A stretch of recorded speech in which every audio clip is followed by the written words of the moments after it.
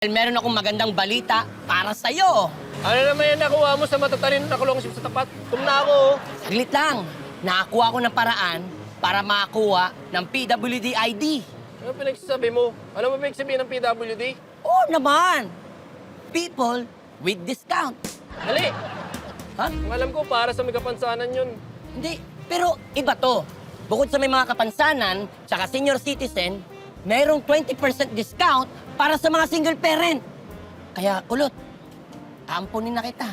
Ano pinagsasabi mo dyan? Ha? Akala mo madali mag-ampon?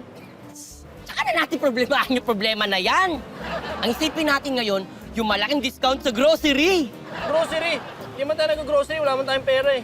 Isipin mo, malaki yung discount natin sa mga gamot.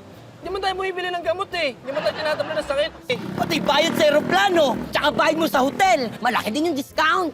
Ano ba, ulit? Ha? Wala nga tayong pera sa mga